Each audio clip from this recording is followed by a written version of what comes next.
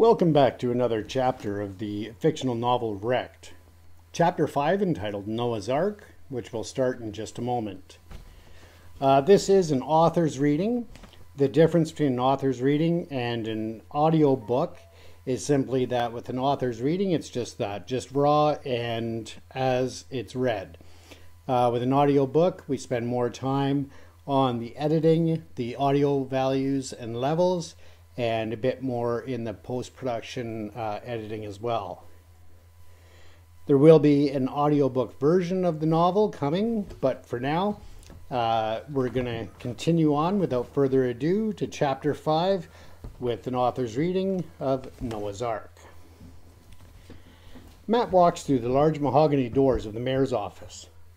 The mayor's quickly walking from his desk to greet Matt with a typical politician's handshake and speech about how great it is to meet an important member of the voting public.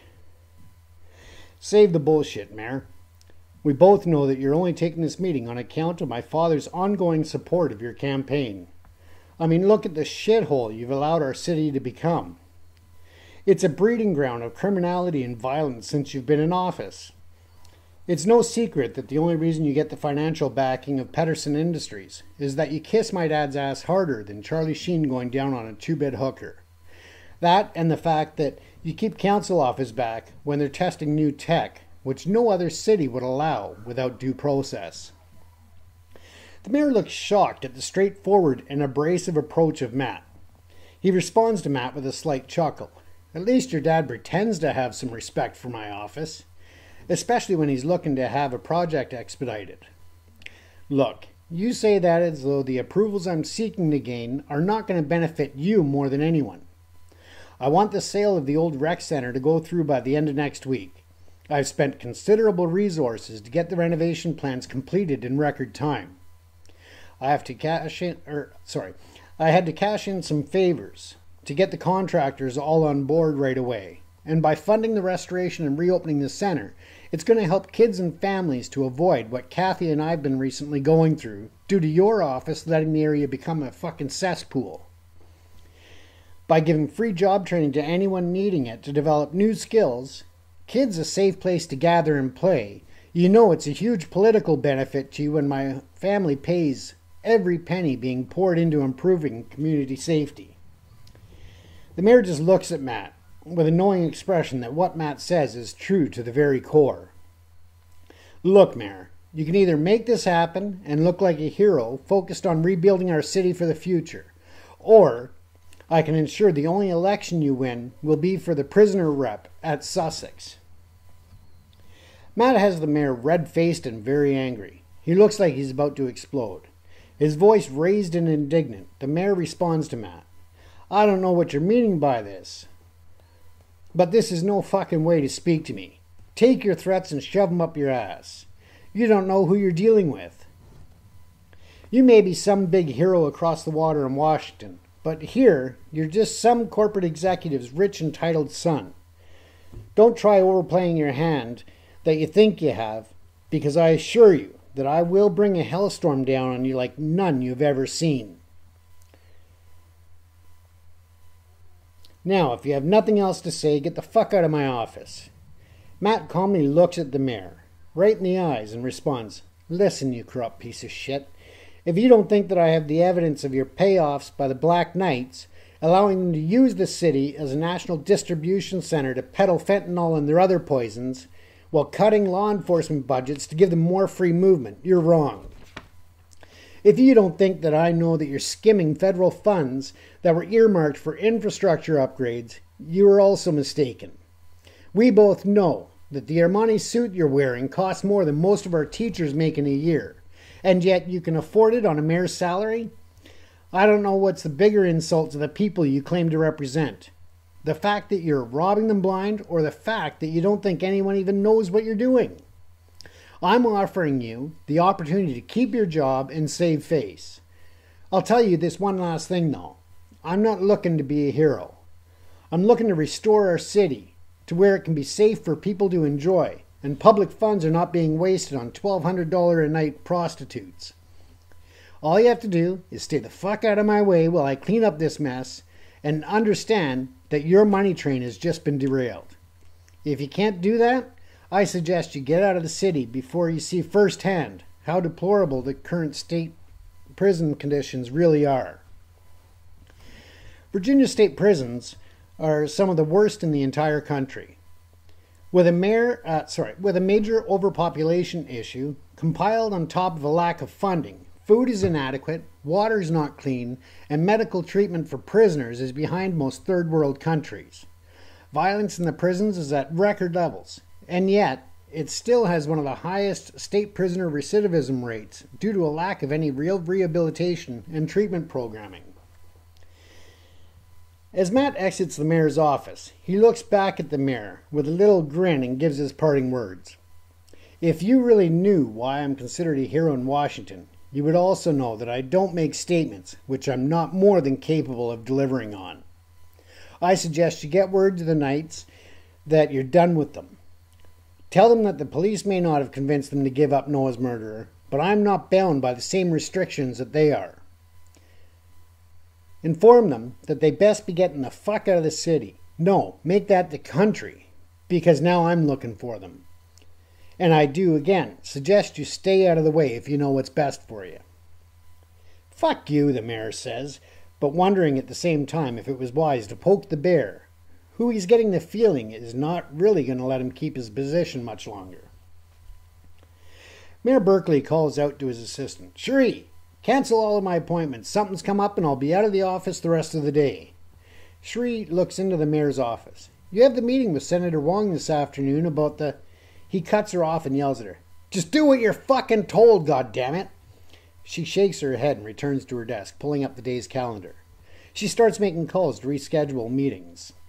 As she does, she is concerned with how he's treated her, as he's never snapped at her in such a manner.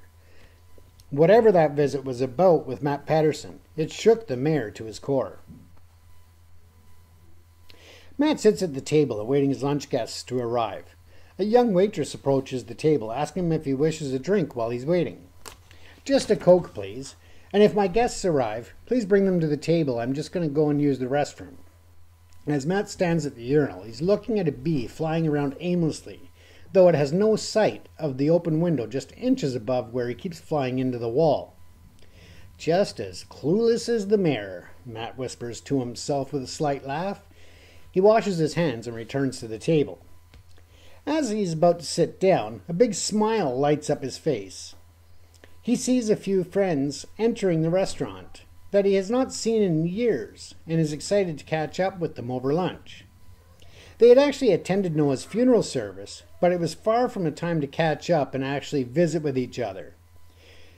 The crew was as thick as thieves in high school, but college and life had made it so they'd barely seen each other ever since. Narim had gone off to MIT and then to develop top-secret military systems. To develop top-secret weapon systems for the military right after. Gary went off to California to become a big human rights attorney. Kevin received a full scholarship to the University of British Columbia in Vancouver, Canada. After becoming a top-notch surgeon, he returned to work in a trauma center in Washington. Now he spends most of his days in the operating room. Then there was Tricia, who he had dated for a short time in high school, but it did not work out. Although the relationship was short, they had remained very close friends. She had received her degree in computer engineering, but he doesn't know a lot more about what she's been doing the last few years. Lots of commotion is happening as they all enjoy a loud reunion and teasing each other about aging and other things that only longtime friends, being apart for so long, would do. The funny thing is that they seem as though no time has passed, and they act like a bunch of rambunctious teens for a few minutes. Then they all start sitting and settling down. Narim looks at Matt. I thought Kathy was going to be joining us. Did she finally get smart and leave you for the milkman? She'll be here shortly. She just had to stop and get some reports from the center on the way. Besides, the milkman retired 30 years ago. I know you're confused since he still makes regular visits to your mother every Monday. Matt responded, and the entire group broke out in laughter. The center, Gary asks? Yeah, we've bought the old rec center and are in the midst of a full restoration. We've also bought the abandoned warehouse space around it. My dad's been building the Pedersen Philanthropic Fund for decades, and I've taken over control of the foundation. We're going to give back to the community. The center will host daily activities for kids and youth to keep them off the streets. We're also going to have an employment training opportunity program for those who are looking to move forward with their lives in the new economy. And we're held back by financial restrictions. Training will be free and will also help participants with living cost subsidies. Single parents will have daycare at the center. It's perfect because they can see the kids on breaks and also enjoy lunch together in the cafeteria. The city is drowning, and the center is going to be the ark, which will start to rescue those who cannot swim on their own. It's how we're going to make sure that Noah is never forgotten. The center will be known as Noah's Ark. Listen, Matt, on that subject, I want to apologize for leaving the funeral so quickly. I wanted to spend more time there with you, but I had to get back to the hospital. I appreciate that you all made it. I really was not much in a place mentally to hold a conversation of any value anyways. I'm glad that you all made it here today, though. Tricia gives Matt a smile and gets to the question everyone was thinking but had not asked. Okay, Matt, I know that you always miss my sexy smile, but I'm sure that you've not called us all together just for that. Straight to the point. Some things never change, Matt says to her with a chuckle. Tricia was always direct and to the point. To some, it comes across as rude or dismissive. The group here, though, have known her for so long that they know it's just the way she has always been. It's probably what's made her such a genius on the technology side. She likes the predictability of numbers, and that she can face a computer screen for days on end without having to make small talk with others. Well, I had wanted to see the old gang, but yes, there is another reason I've asked you all here. As I said, I've taken over the Pedersen Foundation. Dad has had bean counters controlling it forever. They contribute when the numbers make sense for tax advantages. They lack any real sense of using the money for actual improvements in today's world, or the next generation as a lasting legacy. The reality is that there's more money sitting unused than can ever be spent in 100 years. With the right people on the board of directors and proper long-term planning, the benefits can both be impactful and generational. Gary looks at Matt, unsure as to what exactly they've been brought together for in this announcement. So are you looking for ideas for projects, Matt? Gary asks. Well, not exactly, Gary. I want you all to join me on the board of directors and to work with me to make a difference. Do you remember when we were in high school and always had big plans to change the world? I know that each of us has done great things since then. But now is the chance to do what we always talked about doing. We can truly make our city great again, while also contributing to the world around us. Matt's excitement is clear through the volume of his voice and the way it seems to be landing on the friends surrounding him.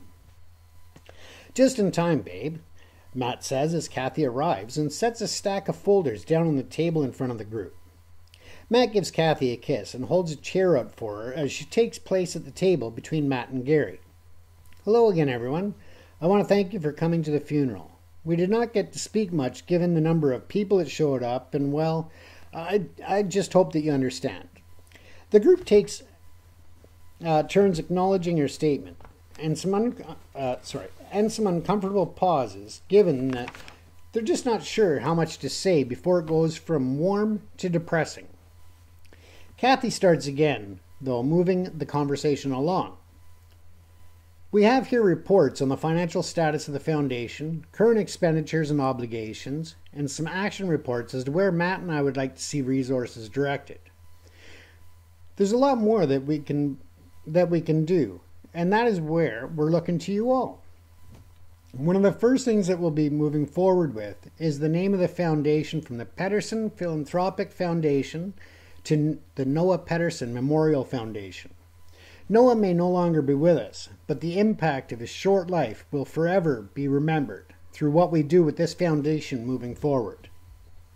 Please take these packages with you to review and let us know what you think after you've had a chance to review the information and proposals. Also keep in mind that you'll have the freedom to also develop projects in line with your own values and that impacts areas that you want to be involved with. Now let's clear these off the table and order lunch. I am starving, Kathy finishes. As the table is cleared and the conversation winds down, everyone starts to make their way out to the parking lot. Matt and Kathy are a little behind the group as they paid the bill and also exited the restaurant.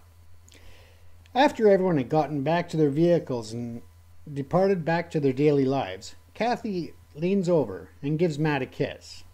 I'll see you at home in a few hours, honey. I want to stop by the center and check on a few things before going home. All right, babe. I have to stop by Dad's office anyway. I love you and I'll see you in a bit. As Matt enters the lobby of Pedersen Industries, he sees a familiar face. It's Akeem, and he looks very similar to the last time they met, overseeing special recon research and development programs at the Pentagon. That must have been 10 years ago since they last met. Akeem, how in the hell are you? What are you doing here? Matt asks. I joined the dark side about 5 years ago. I'm leading special projects here for surveillance and recon. That's the future in national security and international missions. Information gathering and distribution is almost as important as the weapons being developed. Working here gives me more control and creative input than working for the government. Not to mention a much higher expense account, he finishes with a laugh. Stop by the lab before you leave. I'd love for you to see the future. I'll certainly do that, Matt replies. Paul walks into his office, and Matt is sitting on the dark leather couch, sipping his scotch on the rocks. Well, happy hour started early today, Paul jokingly says as he walks over to the minibar on the opposite wall of the large office. He too pours himself a scotch and carries it back to his large glass-topped desk and sets himself down into his oversized executive office chair. Listen, Matt, I know that we agreed that you'll have full autonomy in handling the foundation, and I'll stay at arm's length and keep running things here at Pedersen Industries. Now, I don't know what else you're up to, and maybe it's better that I don't. With that said, though, son, I had an unexpected visit from the chief of detectives earlier. I have no idea what happened with you two, but whatever it was, I've never seen him so rattled. He asked me to make sure that you back off. But I don't even know what you're supposed to be backing off from.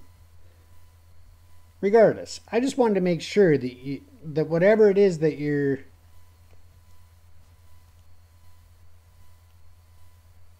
I just want to make sure that whatever it is, you know what you're doing and that you have my support. That is, if you need it. I assume it has to do with the lack of progress they've made with the investigation into Noah's death. I appreciate the heads up, Dad. It is about Noah's murderer still being out there. I put him on notice that I've started taking steps of my own to catch those little motherfuckers and that he best be just staying out of my way. I gave them several months now, and I'm not going to sit by any longer for them to continue to fuck up the investigation. You are right, though. It's probably best you don't know the details. Just rest assured I'm making progress, and these little punks are nothing that I can't handle. The time for them to be held to account for their actions, and believe me, they will be held accountable. Paul knew that look in Matt's eyes and that nothing he says or does at this point will make a difference in how Matt handles it going forward. Just be careful, son. We're just getting to a good place between us, and I almost find you tolerable again. Both men laugh and know that they've come a long way in the healing of old wounds between them in a very short time. There's still a long path ahead, but getting to this point was something neither of them would have even thought possible 6 months ago. I heard on the news this morning that one of the Black Knight stash houses mysteriously blew up from a gas leak last night. Funny thing that I personally know the gas in the neighborhood was turned off 2 days ago. We have a storage warehouse at the other end of the block and were informed of the temporary shutdown weeks ago, Paul says to Matt with a knowing grin on his face. Matt takes another sip from his glass and tells his father, "Yeah, that is strange. Must have been a pocket of gas left in the lines in the house." "Must be," Paul replies, as they both know this is just the start of something much bigger. The men raise their glasses in the air and then simultaneously consume the last of the quality scotch in each of their glasses. Matt rises to leave and Paul tells him, "Your mother would like you and Kathy to come by for dinner on Saturday if you're available." "I'll talk it over with Kathy and call Mom later. Thanks, Dad." With that, Matt sets his glass on the table next to the office door and sees his way out into the hallway past the other executive offices and to the elevator. Matt scans his hand on a sensor and waits for the elevator to take him to the basement, which is where the R&D labs are located. No matter where you go inside of the corporate building, if you don't scan your hand on the print reader, then you'll require a visitor's pass to make your way through the building. The visitor's pass only allows you to get to your destination floor in the elevator and back to the exit level on ground floor. Although Matt was not technically an employee of Pedersen Industries, he did have full and unfettered access to the entire building and other Pedersen Industries facilities around the world. After all, when Paul retires or passes away, it'll be Matt that needs to oversee the business. If he chooses to keep the long-time management in place to run the day-to-day operations, he'll still own the corporation, whether he likes it or not. As Matt scans his hand to enter the research labs, he takes note of an odd-looking camera capturing every movement in the hallway. He's seen his share of surveillance systems as a special operative, but there's something a little different about this camera, and it's piqued his curiosity. Akeem meets Matt as he enters the lab. "What's with the cameras?" "Oh, you caught those. Still as sharp as I remember," he says. "These are the next generation security cameras. They not only take video of the area, but also 3D scans in full 8K detail, no matter how light or dark the area is.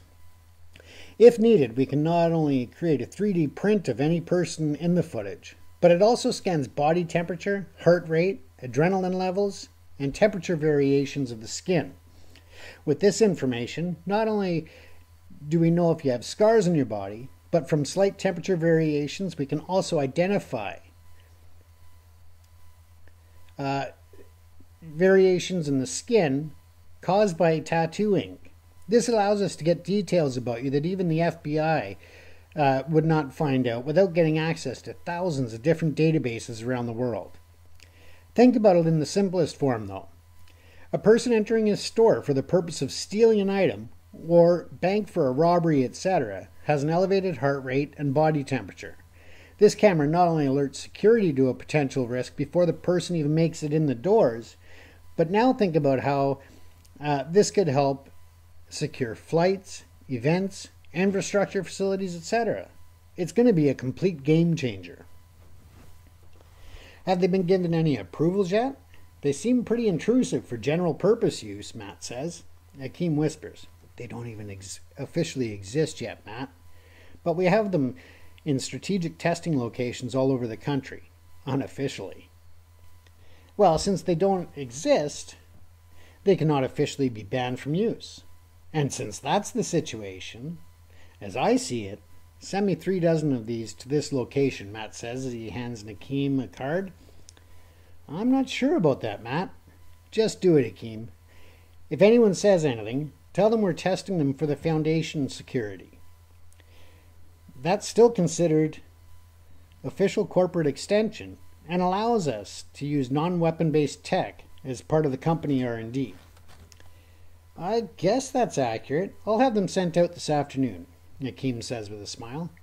Matt looks back at Akeem and says, "Now, I know you must be working on some next-level weapons and recon shit. That is what I really want to see, Akeem. The things you used to design for us on the missions would give James Bond a chubby. Now let's see the fun stuff." They both laugh as they enter through another secured door, which requires both of them to scan their hands for entry. That is the end of Chapter 5 of the artist's reading of the novel Wrecked by James Cousineau, narrated, again, it's an author's reading, so by myself, James Cousineau. If you would like to get Chapter 6, we will be posting Chapter 6 and the link for downloads. If you don't want to stream it and you want to download it for listening in your car or at other times when you're not online, you can just Google search on Vimeo for ProPix Canada Media and you'll be able to download chapters 1 through 5 at this point, and more chapters will be added, of course, as we release them. Once again, thank you for tuning in for another chapter, and make sure that you like, follow, and share. And take care. Thank you.